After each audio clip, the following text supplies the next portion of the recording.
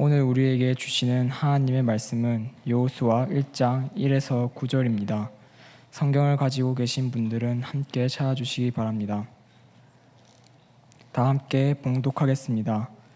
여호와의 종 모세가 죽은 후에 여호와께서 모세의 수용자 눈의 아들 여호수아에게 말씀하여 이르시되 내 종 모세가 죽었으니 이제 너는 이 모든 백성과 더불어 일어나 이 요단을 건너 내가 그들 곧 이스라엘 자손에게 주는 그 땅으로 가라.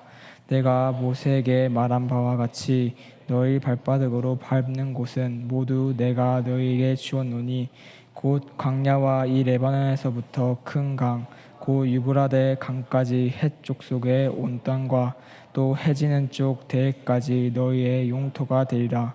내 평생에 너를 능히 대적할 자가 없으리니 내가 모세와 함께 있었던 것 같이 너와 함께 있을 것임이니라. 내가 너를 떠나지 아니하며 버리지 아니하리니 강하고 담대하라. 너는 내가 그들의 조상에게 맹세하여 그들에게 주리라 한 땅을 이 백성에게 차지하게 하리라. 오직 강하고 극히 담대하여 나의 종 모세가 내게 명령한 그 율법을 다 지켜 행하고 우로나 자로나 치우치지 말라. 그리하며 어디로 가든지 형통하리니 이 율법책을 내 입에서 떠나지 말게 하며 주야로 그것을 묵상하여 그 안에 기록된 대로 다 지켜 행하라. 그리하면 내 길이 평탄하게 될 것이며 내가 형통하리라. 내가 내게 명령한 것이 아니냐. 강하고 담대하라. 두려워하지 말라. 놀라지 말라. 내가 어디로 가든지 내 하나님 여호와가 너와 함께 하느니라 하시니라. 예, 그간 평안하셨습니까? 거의 한 6개월 만에 7개월 만에 뵙는 것 같은데요. 오늘 제가 와서 깜짝 놀랐습니다. 왜 놀랐는가 하면 제가 말씀을 준비하면서 그 중에 오늘이 그 중고등부 헌신 예배라는 사실을 뒤늦게 알았습니다. 그래서 원래 전하고자 했던 그 말씀을 조금 미뤄두고 중고등부 헌신 예배에 맞춰서 말씀을 다시 준비했는데 이 두 가지 때문에 제가 놀랐는데 회장 두 학생이죠. 굉장히 바빠요. 사회 보랴 기타 치고 한 명은 또 저기 드럼 치고 있고 이 중고등부 보통이 아닙니다. 옛날에 한창 때 라떼 그러니까 저희 때보다 훨씬 나은 것 같아요. 양복도 잘 어울리고 그 네 집 자식이 이제 잘 생겼습니다. 둘 다. 근데 양말은 흰색을 신기지 마시고 약간 어두운 색으로 신겨주시면 좋겠습니다. 그리고 두 번째는 우리 찬양대 아주 대단하십니다. 찬양 오늘 선곡하신 분께서는 아시죠? 그 원작자가 일본 사람인 거 알고 계시죠? 저희도 그 일본어를 한국말이 아닌 일본어에서 바로 터키어로 번역을 해가지고 사용을 하고 있기 때문에 저희도 그 곡을 잘 아는데 다음에 기회가 되면 같이 오시든지 아니면 우리가 오든지 해가지고 그 곡을 한번 저희는 터키어 그 일본어가 가능합니다. 저희 교회 일본 사람이 있거든요. 그래서 좀 듣고 배웠으면 좋겠다는 생각이 들고 아니면 오셔가지고 가르쳐 주시면 좋겠다라는 그런 생각을 가졌습니다. 제가 이제 25년 차가 지나고 26년 차에 들어가는데 이번 월드컵은 좀 마음에 안 드셨다는 분들이 많으신데 제가 갔을 때 그때쯤에 월드컵은 대단했거든요. 2002년도 그 대구에서 터키하고 한국하고 붙었는데 우리가 져줬지만 기분은 좋았습니다. 그런데 이번 월드컵은 좀 재미가 없었다는 그 말씀을 좀 들었는데 제가 이제 24년이 지나 25년 차가 됐죠. 시간이 상당히 빨리 지나가는데 제가 준비했던 저희 교회 상황은 저희가 자주 말씀을 드렸기 때문에 잘 아시리라 생각되어지고 짧게 지금 상황은 25년 차가 되면서 대학 1학년 들어왔던 그 친구들을 전도해서 가르치면서 그 신학 공부도 시키는 과정 중에 올해 거의 졸업을 다 할 겁니다. 졸업을 하면 빠르면 내년쯤에 목사 안수를 주게 되는 그런 시간까지 왔는데 사역을 해보니까 교회를 하는 것과 개척하는 것과 애 키우는 거하고 거의 비슷한 것 같아요. 태어나야 되고 기저귀 갈아야 되고 그리고 또 말썽 안 부리는 그런 시기들 다 겪어서 나중에 시집 장가 보내가지고 아기를 딱 낳는 순간 저희 할 일은 끝나는 것처럼 선교도 거의 마찬가지였던 것 같아요. 한 25년 하다 보니까 지금 이 시간까지 왔고 10년 동안 집중해서 가르친 형제들이 한 명씩 두 명씩 목사 안수를 받고 교회를 분리 개척해서 나가기 시작하면 거의 선교사로서의 제 역할은 어느 정도 마무리가 되지 않겠나라는 생각을 하면서 전반전은 이제 거의 잘 달려온 것 같습니다. 남아있는 제 인생의 후반전이 남아있는데 그 후반전을 어떻게 달려가야 될지는 저희가 기도하면서 준비하고 있고요. 다음 주가 내년이죠. 내년쯤에 기회가 되면 하나님께 잘 인도하시면 터키인들이 여러분들이 계시는 이 자리에서 목사 안수를 받을 수 있는 그러한 은혜가 있기를 바랍니다. 그 말씀을 제가 준비하면서 나이가 제가 50대 중반을 넘어가고 있더라고요. 그래서 관심이 있어서 한번 살펴봤습니다. 도대체 시간이 뭘까라는 생각을 해봤거든요. 어제 제 아들 생일이었는데 8.15 광복절 아들이 전화를 했어요. 아빠 한국에 오셨으면 좀 와보시죠 그래요. 왜 하니까 그래도 제 생일인데 밥 한 끼 사주셔야죠 그래요. 야 너가 지금 나이가 29인데 무슨 소리냐. 그렇게 하다가 가지는 못하겠다 하고 전화를 끊었는데 그리스인들은 시간을 세 가지로 나누어서 생각을 했다고 합니다. 첫째는 뭔가 하면 일상적인 시간이 흘러가는 이 크로노스라 그래요. 크로노스는 우리에게 좀 익숙하지 않을 수 있는데 이 크로노스는 우리가 알고 있는 일상적인 생활이 흘러가는 겁니다. 1분이 60초고 하루가 24시간인 것처럼 우리가 잴 수 있고 예측할 수 있는 시계를 들여다보면 알 수 있는 그게 크로노스입니다. 좀 어렵지만 그런 용어를 썼고요. 두 번째 우리에게 익숙하죠. 하나님을 믿는 백성들은 좀 많이 알고 있는 그러한 용어인데 카이로스라고 그럽니다. 카이로스는 크로노스와 좀 달라가지고 이것은 예측하거나 그리고 양을 잴 수 있는 그런 시간 개념이 아닙니다. 카이로스는 뭔가 하면 순간적이고 찰나적일 수가 있고 특별한 시간 그리고 특별한 경험으로 표현되는 그게 카이로스입니다. 그래서 찬양단이라든가 어떤 선교 단체를 만들 때에 훈련을 이렇게 명칭을 할 때에 카이로스 훈련 이런 것들을 많이 쓰거든요. 그래서 하나님의 임재가 임하는 그 순간을 설명할 때에 카이로스라는 이름을 쓰기도 하죠. 또 한 가지는 아이온이라는 건데 그건 좀 어렵습니다. 아이온을 잘 안 들어봤고 아이온은 영원한이라는 뜻을 갖고 있거든요. 그래서 범위가 굉장히 넓습니다. 한 시대를 말하기도 하고 한 국가의 흥망을 말하기도 하고 심지어는 우주적인 시간도 말을 하기 때문에 이것은 영원과 맞닿아 있다라고 이렇게 보기도 하는 거죠.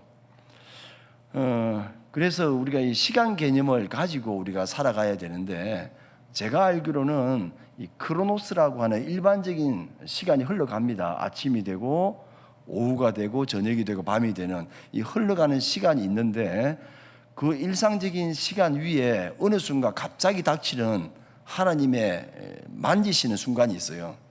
그게 카이로스인데 우리 인생을 살아갈 때에 크로노스가 이렇게 진행이 되는 과정 중에 각자 개인의 삶 속에서 혹은 공동체가 하나님의 때를 경험하게 되는 이 카이로스의 때가 있을 수 있다는 사실을 항상 염두에 두시고 기대하시면서 살았으면 좋겠습니다.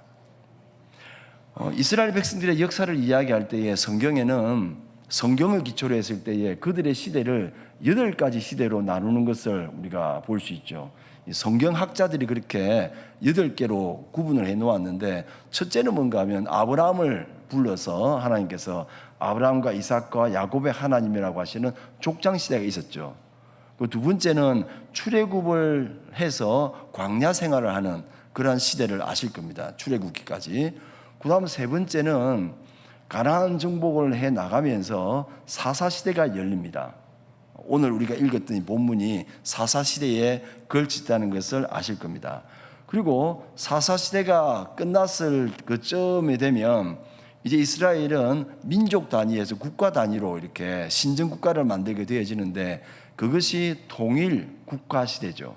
그 대표적인 사람이 다윗과 그리고 솔로몬, 이 두 사람이 대표적인 사람인데, 하지만 불행하게도 나중에 이스라엘은 남북으로 나뉘게 되어지는데 북쪽 이스라엘하고 남쪽 유다로 이렇게 나뉘게 되는 거죠. 그러다가 시간이 좀 흐르면서 먼저 북쪽 이스라엘이 아수르라고 하는 나라에 멸망을 당하게 되어지죠. 이 아수르라고 하는 나라는 인류 최초로 제국을 건설했던 그러한 나라고, 특징이 뭔가 하면 앗하고 나타났다가 앗하고 사라집니다. 그래서 짧은 역사를 갖고 있죠. 그래서 나중에 유다는, 남쪽 유다는 어디에서 망하는가 하면 바벨론에게 망하죠. 그렇게 해서 이 분열되었던 나라들이 망하게 되어지고, 그 다음 이어지는 것이 바벨론 유수라고 하지 않습니까? 나라를 잃어버리고 건 70년 가까이 되는 그 시간 동안 이스라엘이 외국에 이렇게 넘겨져 있는 그러한 시간을 말할 때에 바벨론 포로 시대라고 이야기합니다. 그러다가 나중에 어떤 일이 벌어지는가 하면 신구약 중간기가 있어요. 바벨론으로부터 이렇게 예루살렘으로 돌아온 이후에 부터 시작해가지고 예수님이 오시기까지가 건 400년 가까이 되어지는데 이것을 중간기다라고 이야기하죠. 그래서 말라기 선지자 이후에 예수님이 오시기까지 그 기간이 거의 400년이 되는 겁니다. 그리고 마지막으로 신약 시대가 열리게 되어지는데 그때 당시에 세계사는 로마 제국 당시죠. 근데 이 마지막 이 신약 시대가 열린 것은 우리에게 어떤 의미가 있는가 하면, 신약 시대의 종착점이 어딘가 하면 아직까지 우리는 신약 시대에 살고 있는 겁니다. 종착점은 어딘가 하면 예수 그리스도가 다시 제레미야에 오시는 그 순간이 신약 시대의 종점이 되어지고 하나님 나라의 완성이 되어지는 그 시간까지를 8단계로 나누어서 설명을 하고 있더라는 거죠. 그러면 오늘 제가 함께 나눌 그 말씀의 주제는 뭔가 하면 1장 1절에 보니까 여호와의 종 모세가 죽었으니라는 그 설명부터 지금 사사기가 여호수아 말씀이 시작되어지고, 사사기는 동일한 패턴을 따르고 있어요. 사사기에 가면 여호수아가 죽었으니라는 문장으로 시작을 하거든요. 그래서 여호수아 말씀하고 사사기가 기록하는 패턴이 상당히 비슷합니다. 차이는 뭔가 하면 앞의 시대와 지금 새롭게 펼쳐질 시대에 동일한 것과 차이점이 뭔가, 그것을 살피라고 하나님께서 우리에게 요구하신다고 저는 생각이 되어집니다. 세월은 흘러갑니다. 우리 여기 다 어머니시죠? 우리 어머니들 여기 중고등부 학생들보다 예뻤던 적이 있었다 없었다? 있었죠. 근데 지금은 아무리 그 뭡니까, 애들 군대 보내고 나서 이렇게 사 바르는 그 깨구리, 뭐죠? 달팽이, 깨구리가 아니고 달팽이. 큰일 날 뻔했다. 그 달팽이 화장품 좋아하시는데 아무리 발라도 여기 중고등부 여학생들 못 따라갑니다. 그래서 시간이 흐르는 것은 우리가 어쩔 수 없는 것 같아요. 인간이니까. 대신에 우리에게는 어떤 시간이 있는가 하면 영원이라고 하는 이 아이온이라는 시간이 닥쳐오고 있는데, 다가올 건데, 그 사이에 우리는 내 시간을 어떻게 하나님 앞에 준비하고 드릴까, 이 카이로스의 시간들을 잘 이해를 하자. 이것이 핵심이고, 그 설교 끝났어요. 근데 그렇게 하면 너무 또 간단하니까 조금 더 들어가 보도록 그렇게 하겠습니다. 하나님께서 역사를 이어가실 때에 오늘 모세는 죽었습니다. 그죠? 모세가 죽고 여호수아가 새로운 지도자로 이렇게 서게 되어지는데, 우리 편에서는 죽임을 당하는 겁니다. 맞죠? 그래서 하나님께서 원하지 않으시면 들의 풀이나 하늘에 나는 한가득 참새 한 마리도 땅에 떨어지지 않거든요. 우리가 결정하고 다짐해야 되는 게 뭐가 있는가 하면, 나는 하나님 앞에서 살아가고 있고 하나님께서 내 생명을 주관하시기 때문에 내 생명이 다하는 그날까지 하나님의 인도하심을 따라서 살아가야 되겠다라는 그것을 놓치시면 안 된다는 거죠. 그래서 우리는 기독교인이라고 말하는 우리는 절대로 우리의 생명을 우리 마음대로 주장하지 않습니다. 죽음에 맞서서 우리는 계속해서 기도하고 싸워나가는 것이지, 우리 스스로를 우리의 생명을 닫아버리는 그런 일은 해서는 안 되고 우리는 하지 않습니다. 왜냐하면 우리는 하나님께서 우리를 데려가실 때까지 우리는 계속해서 카이로스를 추구해야 되기 때문이죠. 하나님께서 일을 하시는 방식을 제가 가만히 살펴보았는데, 여기 오기 전에 제가 수련회를, 청년 수련회를 함양에 용추 계곡이라 하더라고요. 거기에 근처에 있는 수련장에서 했었는데, 강의하고 집회를 인도하다가 중간중간에 비는 시간이 있거든요. 아침 일찍 나가서 그 계곡이 흘러가는 거기에 가만히 앉아서 생각을 하는데, 어떤 생각이 드는가 하면, 이 흘러가는 물은 다시 돌아오지 않는 것 같다 라는 생각을 했습니다. 그렇지 않죠. 그것도 수증기를 보내가 내려오지 않습니까? 그건 뭐 놔두고, 일반적으로 흘러내려간 물은 다시 역류하지 않더라고요. 그걸 보면서 제가 어떤 생각을 했는가 하면, 하나님께서는 재탕을 좋아하시지 않는 것 같다. 무슨 말씀인가 하면, 하나님께서 아무리 마음이 힘드시고 불편하시고 급하다 하시더라도 지나간 세대를 다시 끌어다가 재사용하시는 법은 없다는 겁니다.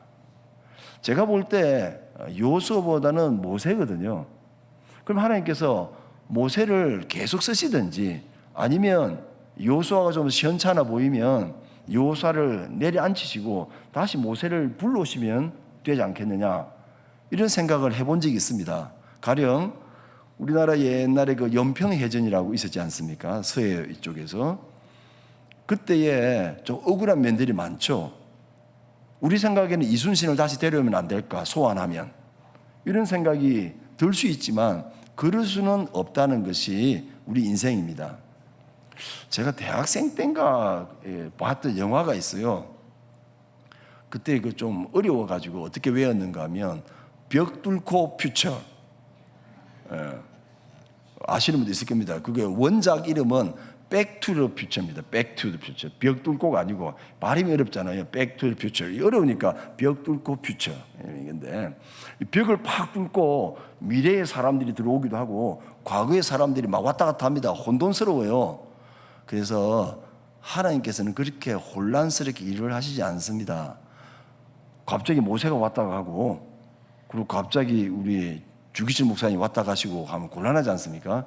그게 혼란스러워요. 그래서 하나님께서는 그런 것을 하지 않으시고 뭘 하시는가 하면, 우리 시대에 있어서는 결국에 당대의 그 상황에 그 당시의 사람들을 사용하셔서 일하신다는 그 사실을 우리가 인정해야 된다고 저는 생각합니다.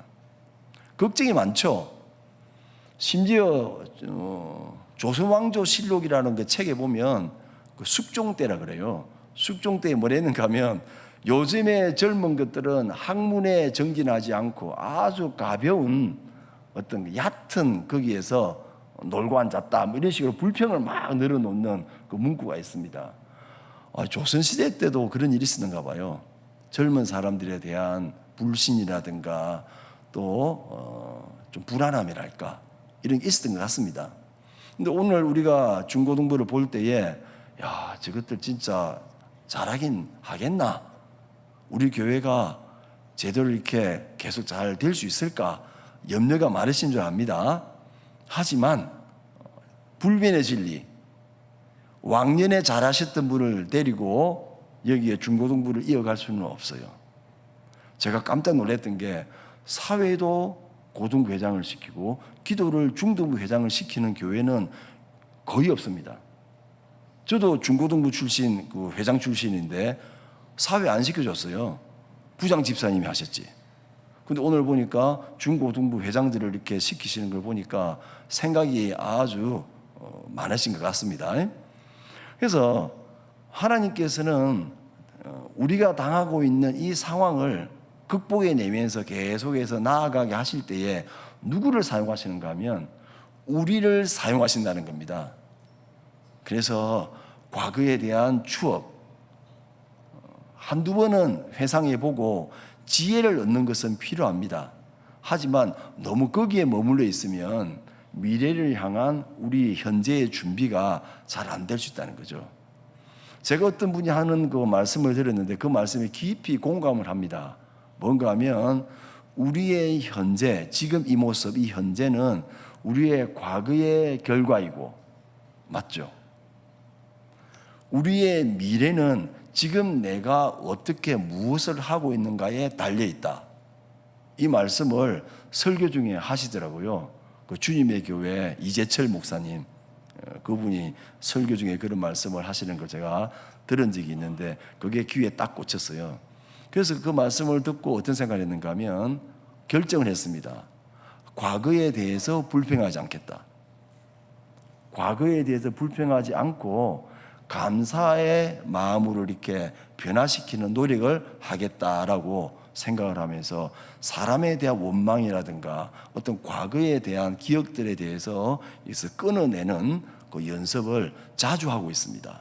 쉽지는 않지만 대신에 또 한 가지가 뭔가 하면 그러면 오늘 내가 무엇을 할 것인가에 대해서는 굉장히 중요하거든요. 왜냐하면 제가 제 자신을 굉장히 사랑하기 때문에 제가 앞으로 더 잘 되기를 바라는 마음이 많습니다. 그래서 오늘 제가 잘해야 돼요. 오늘 내가 각성하고 잘하면 내일 또 더 잘하게 될 것이고 더 내가 긴장하면서 계속 나아가다 보면 결과가 나올 것이다 라는 그 마음을 제가 가진 적이 있어요. 이 마음도 성경을 보고 배운 건 아니고요. 영린이라고 하는 영화를 봤어요. 거기 보니까 이 정조가 그 영조 다음에 자기의 왕권이 이렇게 왔을 때 굉장히 불안했거든요. 주위에서 많은 사람들 자기를 암살하려고 하는 그런 많은 시도가 있고 그러할 때에 그 영화에 나오는 그 말이 그겁니다. 아주 사소한 일이라도 정성에 정성을 쏟아서 그것을 깊이 있게 항상 성심을 다하면 결국에는 거기에서 결과가 나오고 꽃이 핀다라는 그게 어떤 소학뭐에 있다던데 그건 다 까먹었어요. 그래서 그 말을 성경에서 제가 들은 건 아니지만 그것을 또 마음에 한번 품었던 적이 있는데 그만큼 뭐가 중요한가 하면 현재가 중요하다라는 말씀을 드리는 겁니다. 그래서 과거에 우리 안 좋은 기억이 나를 혹은 우리를 나아가게 하는데 이 발목을 붙잡고 있으면 우리 인생이 힘들어요. 어렵습니다. 끊어내는 거. 그래서 중고등부에게 제일 큰 병이 뭔지 아세요? 중고등부에게 제일 큰 병은 삐친 병입니다. 삐치면 끝이라. 이번에 큰일 날 뻔했어요. 청교부 수련을 하는데 이 비비빅을 먹어야 되는데 비비빅이 다 돼버렸어요. 저희들이 먼저 나눠 먹고 그리고 나중에 가져오는 게 폴라폰과 그것을 남았다고 가져오더라고요. 거기에서 남자 한 명이 삐졌어요. 와, 그 삐지니까 남자 삐지니까 무섭대요. 그런 것처럼 중고등부는 삐치면 교회도 안 와버리거든. 그래서 삐치지 마세요. 마음을 좀 넓게 가지고 그럴 수 있어요. 그래서 삐친 것 때문에 예수님을 놓치면 이거 바보라. 그래서 친구들 사이에서 삐칠 수 있습니다. 하지만 예수님은 놓치면 안 된다 그거고 연세가 드시면 저희 장인 올해 85세 들어가셨는데 장인이 하실 말씀이 있어요. 박스방. 그러니까 너 나가 좀 들면 가장 큰 병이 뭔 줄 아나? 당뇨 조심해야죠. 아니래요. 그럼 뭐 딴 게 있습니까? 있다 그래요. 그러면 치매 조심해야 됩니까? 아니래요. 제일 무서운 병이 뭔가 하면 섭섭병이랍니다. 그래서 그게 뭔가 싶어서 들어보니까 이제 은퇴하신 지 15년 차시거든요. 70이 은퇴하셨으니까. 근데 나도 좀 내가 좀 완성도가 높은 사람인 줄 알았는데 살아보니까 그 병이 살살 이렇게 스며드는데 무섭더라 그래요. 뭔가 하면 어느 교회를 갔는데 축도를 안 시켜주더랍니다. 원로 목사님이신데 보통 눈치껏 목사님들이 잘 하시는 분들이 많으신데 그 목사님이 그것을 모르셨는지 놓치셨는지 안 시켜주더래요. 그래서 꼭 내가 축도를 하고 싶다라는 건 아닌데 나를 이렇게 내 존재를 안 알아주는 게 좀 마음이 그렇더라 하시면서 그 순간 시험 들 뻔했다 그러시더라고요. 그래서 섭섭병이 굉장히 나이가 들어갈수록 조심하라. 저는 아직 팔팔한 50대 중반이니까 한참 남았습니다. 그래서 우리가 살아가는 이 순간에 삐치면 안 되고요. 섭섭해도 이것을 이겨낼 수 있는 뭔가 내 마음 중심에 있어야 되겠다라는 생각을 하니까 오늘 이 말씀이 저에게 깊이 있게 다가왔습니다. 여호수아가 지도자가 되려고 하니까 두렵죠. 그래서 하나님께 제일 먼저 하신 말씀이 두려워하지 말라라고 했는데 왜 두려운가 하면 첫 번째는 개인적인 차원에서 위대한 모세에 비해서 자기는 좀 이거 힘들겠다라는 생각이 드는 건 사실입니다. 근데 또 두려운 게 뭔가 하면 이 이스라엘 보통 아니거든요. 그 위대한 모세도 그렇게 힘들어했던 이 이스라엘인데 하물며 나를 얼마나 인정해 줄까? 이스라엘 백성에 대한 진절미이 나는 거죠. 이 보통 아닌데 거기에 오는 두려움이 또 있습니다. 마지막 세 번째 두려움은요, 시대가 요구하는 자기의 미션이 다른 겁니다. 모세는 백성들이 이끌고 광야에 그냥 오면 되는데 가르치면 되고 율법을 그 40년 동안 공부를 열심히 시켰거든요. 근데 지금부터는 뭔가 하면 그게 아니고 전쟁입니다. 가나안 땅에 요단강을 딱 건너면서 전쟁이 시작되는 겁니다. 어르신들 중에 혹시 모르겠습니다만은 닭 모가지 이렇게 꺾어서 이렇게 칼질 해보시면 계세요? 나는 닭은 한번 이렇게 목을 해봤다 하시는 분 잘 없잖아요. 닭목도 이렇게 베기가 힘든데 그래서 항상 고등어 가져오면 제가 목 쳐야 돼요. 저희 아내는 요리는 잘하지만 그거 못하겠대요. 그래서 제가 열심히 이렇게 하는데 닭목도 힘든데 사람을 죽인다는 게 쉬운 일입니까? 이 전쟁이라는 건요, 정말 이건 미치지 않고서는 할 수 없는 게 전쟁이잖아요. 사람을 죽인다는 게 쉬운 일입니까? 우리는 보니까 여호수아 보니까 이기고 지고 막 하니까 되게 재밌다 생각하시겠지만 막상 전쟁에 나서는 입장에서는 자기도 죽을 수 있는데 그렇잖아요. 남을 죽이는 게 또 쉬운 일이 아니잖아요. 두려움이 있다는 겁니다. 이런 어떤 그 두려움에 처해있을 때 하나님께서 하시는 말씀이 뭔가 하면 두려워하지 마라 라고 하시면서 그 뒤에 뭐라고 하시는가 하면 뭐라고 하셨어요? 내가 너와 함께 하겠다. 어째서 많이 듣던 말씀이죠. 이게 뭔가 하면 마태복음 28장에 예수님께서 모든 권세를 내게 주셔서 너희는 가서 모든 족속으로 제자를 삼아라. 뒤에 뭐라 되어 있어요? 내가 세상 끝날까지 너희와 항상 함께 있으리라. 맥락이 똑같습니다. 전쟁 상황이지만 우리는 또 영적 전쟁으로 교회 시대를 살아가는 우리가 감당해야 될 영적 전쟁이 있다는 것을 말씀하시면서 우리가 두렵고 떨리지만 함께 하시겠다는 약속으로 우리에게 지금 말씀하시는 거죠. 근데 조건이 있어요. 두려워하지 말라라고 하는 것은 감정적인 것이겠지만 내면적인 거지만 우리의 그 실천적인 부분에 있어서는 뭐라고 하시는가 하면 내가 너에게 명한 모든 것을 지켜 행해야 된다는 겁니다. 순종하라는 거죠.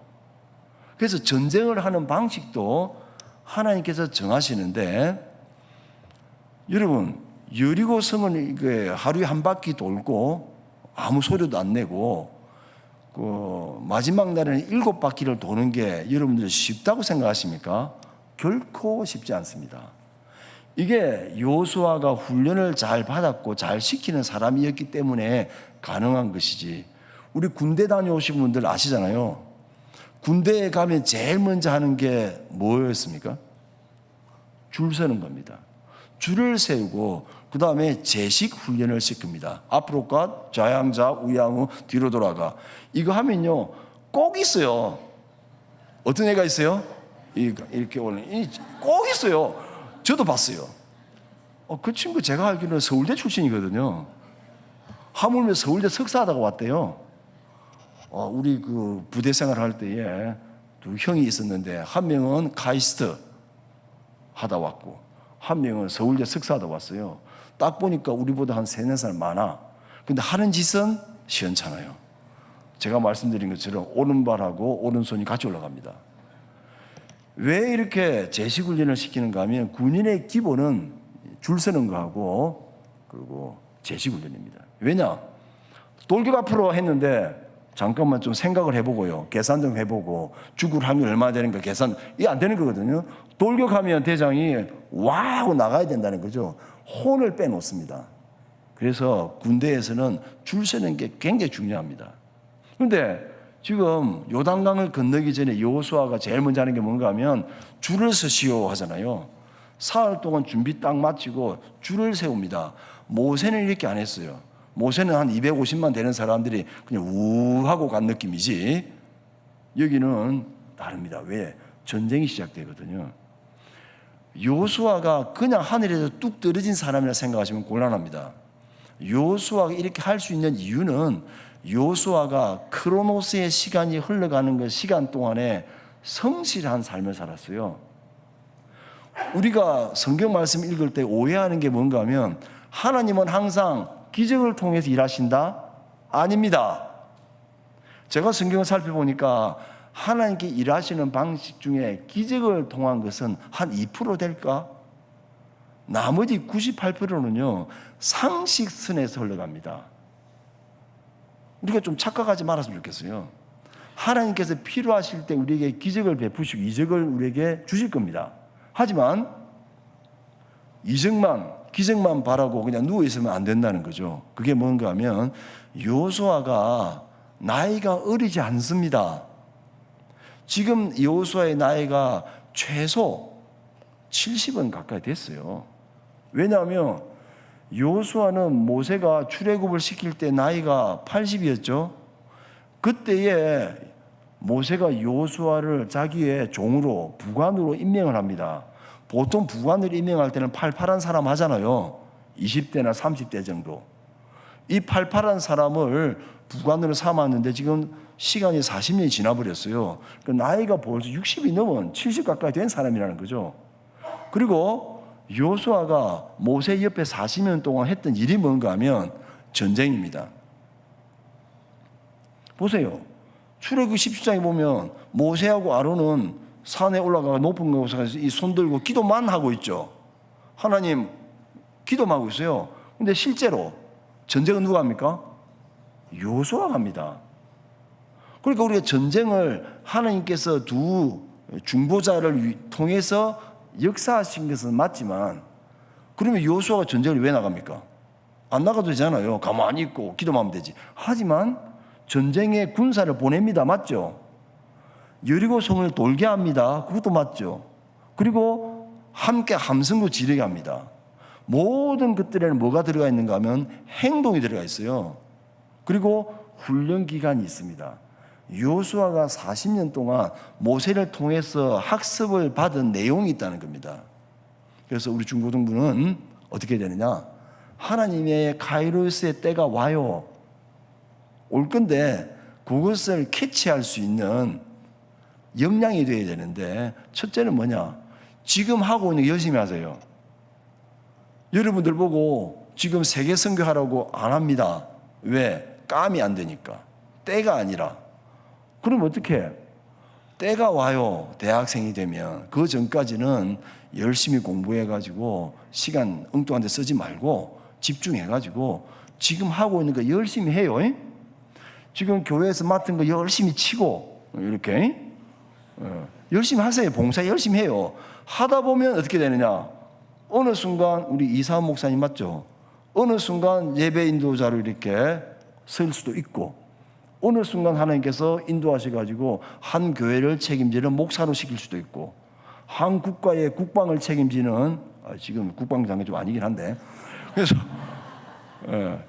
몰라요. 누가 국방장관이 될지, 누가 대통령이 될지 모르는 겁니다. 하지만 그 카이로스가 올 때까지는 뭐 해야 된다? 크로노스에 충실하라는 겁니다. 이 40년을 여호수아는 모세 옆에서 다 자기 역할을 감당하고 하나님의 임명을 받았지, 그냥 하늘에서 뚝 떨어지는 게 아니라는 겁니다. 알겠죠? 그래서 마음 고쳐먹고 내일부터, 오늘부터는 아니고 12시 지나서 12시 지나서 열심히 공부하세요. 하나님께서 우리를 부르시면 뭐가 있는가 하면, 하나님의 부르심에는 꼭 뭔가 있어요. 뭐라고 하시는가 하면, 하나님께서 너 마음 담대하게 하고 내 말을 지켜, 그러면 어떻게 하시겠다? 형통케 하겠다라는 말씀하셨잖아요. 그런 것처럼 예수님께서도 나를 따라오너라 라고 했을 때, 제자들을 부르실 때 그 다음 뭐라고 하셨어요? 그냥 부르는 게 아닙니다. 예수님께서는 우리를 부르실 때에 그 다음 설명이 있어요. 뭔가 하면, 내가 너로 사람을 취하게 하겠다, 사람을 낚는 어부가 되게 하겠다. 이 고기 잡는 베드로를 딱 보시고 예수님께서는 아셨어요. 아, 저기는 나중에 로마까지 가서 복음을 전파할 나의 그릇이 되어야 되겠다 결정하시고 부르신 겁니다. 그래서 하나님이 부르실 때는 너무 머리 굴리지 말고 그냥 단순하게 하나님께서 부르시면 가면 됩니다. 왜냐? 하나님의 약속은 신실하기 때문이죠. 자, 그러면 우리 중고등부에게 한 5분 안에 끝내도록 하겠어요. 그럼 오늘 중고등부에게 하나님께서 뭘 원하시느냐? 하나님께서 원하시는 헌신 예배를 드리는 우리 다음 세대에게 주시는 말씀이 세 가지가 있는데, 그 중에 첫째는 뭔가 하면 로마서 12장 1절부터 2절 말씀에 요약이 딱 되어 있습니다. 성경 중에 로마서 굉장히 중요하거든요. 그래서 1장부터 11장까지는 쉽게 말해서 구원을 어떻게 하나님께서 이루어 가시는가에 대한 해설서입니다. 교리라고 말하는 사람도 있어요. 그래서 1장부터 11장까지 쭉 읽어보시면 내가 죄인 되었다가 예수님의 공로로 내가 구원을 받고, 그리고 성화와 영화에 쫙 이게 보입니다. 공부하셔야 돼요. 근데 다 이렇게 공부 마치고 이제 실천적으로 딱 들어가실 때에, 그러므로 공부 다 했지? 이론 공부는 끝났다. 그러므로 이제부터는 이라고 딱 하십니다. 뭐라고 하시는가 하면, 그러므로 형제들아, 내가 하나님의 모든 자비하심으로 너희를 구하노니. 이 말은 뭔가 하면 자비하심이잖아요. 좋은 말 할 때 들으라, 이 말입니다. 자비하심. 좋은 말로 할 때 들으라, 이 말입니다. 엉뚱한 짓 하지 말고 모든 자비하심으로 너희를 구하노니. 그 다음부터 중요해야 돼요. 중요합니다. 너희 몸을 하나님이 기뻐하시는 거룩한 산 제사로 드리라. 이는 너희의 드릴 영적 예배니라 라고 돼 있죠. 이상해요. 왜 마음을 드리라고 하지 않고 몸을 드리라고 할까? 우리가 많이 쏙습니다. 마음을 드렸다고 해서 진짜 드린 줄 알아요. 그런데 몸이 따라오지 않으면 그거 거짓말입니다. 그래서 바울이 잘 알아요. 이 우리의 마음을 하나님께 헌신한다는 게 아니라 우리의 몸을 드린다는 것은 그때 당시에 로마 제국 당시에 있었던 제사 문화를 알고 말하는 겁니다. 이 짐승 잡아다가 손질해가지고 올려놓고 포도주 붓고 불 확 지르잖아요. 그런 것처럼 싸그리 태워가지고 온 몸과 마음을 드린다라는 그 표현인데, 우리가 이 세상을 살아갈 때 우리 중고등부는 어떻게 되는가 하면, 여러분들의 몸, 신체, 그리고 마음, 의지, 그리고 마지막으로 영적인 거 싸그리 모아가지고 하나님 앞에 여러분들을 오늘 헌신 예배 맞죠? 그러니까 여러분들을 싸그리 태워야 되는 거라. 그래서 하나님께 오늘 말씀하시는 것을 잘 들으세요. 오늘 헌신 예배에 와서 지금 우리 몸과 마음과 영혼을 드리고 있죠. 어떻게 하느냐? 첫 번째 뭔가 하면, 너희는 이 세대를 본받지 말고라고 되어 있어요. 첫 번째 조건. 세상 사람들이 추구하는 헛된 것에 마음 뺏기지 말고 지혜를 가지고 성경에서 우리에게 가르쳐주는 그 진리의 빛을 따라가라 이 말입니다. 공부 열심히 해야 돼요. 성경 공부. 자기 생각 가지고 성경을 막 이렇게 저렇게 빼다 쓰는 사람은 누구라? 우상숭배자라. 우상숭배와 참된 신앙의 차이는 뭔가 하면 참 신앙인은 하나님을 따릅니다. 하나님의 말씀을 순종합니다. 우상숭배자는 자기가 뜻을 정해놓고 자기의 기준을 정해놓고 하나님을 땡겨다 씁니다. 기도를 해도요, 초보 단계에서 못 벗어나요. 막 그냥 자기 중심으로 자기의 필요한 것만, 자기 생각만 막 하고 때를 쓰거든요. 그건 기도의 초보 단계입니다. 그거 필요합니다. 우리 너무 기도를 처음 배우실 때에 너무 점잖게 거룩하시고 천주하시고 이렇게 하지 마시고 그냥 급한 마음에 화가 확 치밀어 오르잖아요. 그럼 사람한테 욕하지 말고 빨리 교회로 오셔가지고 하나님 못해 먹겠습니다 하면서 바로 이렇게 기도하면 돼요. 와, 하나님 나 진짜 이 교회 저 사람 때문에 다니기 힘들게, 이렇게 기도를 시작하셔야 돼요. 기도를 너무 점잖게 하시면 안 됩니다. 그렇게 기도를 10분 20분 하다 보면은 어느새 울고 있어요. 하나님 내가 잘못했습니다. 그러니까 이 초보 단계를 넘어서야 되는데 내 뜻을 이루어 달라고 하는 것은 결국에 우상숭배입니다. 하나님의 뜻이 어디에 있는가를 발견해내기 위해서 기도하는 사람이 점점 하나님께 나아가고 있다는 겁니다. 그래서 이 세상을 본받지 말고 라고 할 때에 지금 머릿속에 들어있는 생각이 있을 거라. 한 방 세게 한번 땡겨가지고 한번 좀 수십억 한 방에 끝내고 뭐 이런 거. 세상 사람들 그렇게 이야기해요. 차 뭔가 조금 이렇게 CC만 조금 낮아도 기분이 좀 상하고, 그 세상 사람이 추구하는 겁니다. 우리의 생각이 세상적인 건지 하나님께서 우리에게 말씀하시는 건지 구분을 잘하라. 이 세대를 본받지 말라는 겁니다.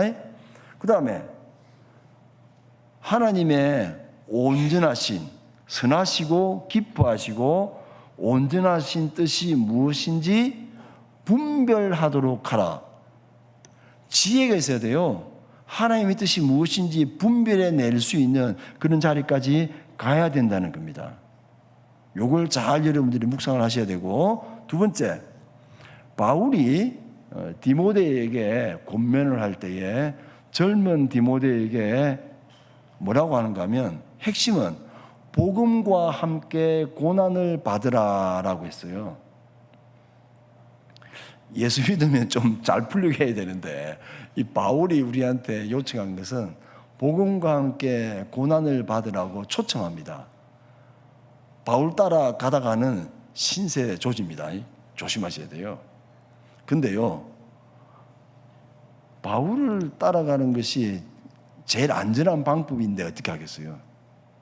예수님을 따르는 게 가장 안전한 방법인데 자꾸 우리는 어떻게 되는가 하면 예수님과 바울이 우리에게 초청하는 거기는 가기 싫어합니다.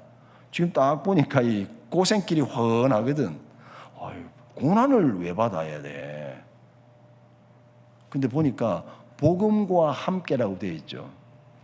복음 때문에 고난을 받는 것은 예수 그리스도의 고난에 참여하는 영광을 누리는 것이기 때문이죠. 바울이 그런 고백을 해요. 바울이 40에 하나 감한 매를 몇 번 맞았다 되어 있습니까? 5번인가? 춥고 배고프고 별의별 상황을 다 겪어낼 때에도 바울은 한 번도 입에서 불평하지 않았다고 제가 알고 있습니다. 60이 넘은 노인이 되었을 때도 바울이 나는 아직까지 완전히 내가 완성되었다고 붙잡았다고 생각하지 않는다. 나는 표대를 향해서 나아갈 건데 내가 가장 원하는 것은 딱 한 가지인데 내 평생에 내가 원하는 것은 하나님 앞에 설 수 있는 의를 내가 얻어내는 것이 내 평생의 소원이다라고 쭉 달려갔잖아요.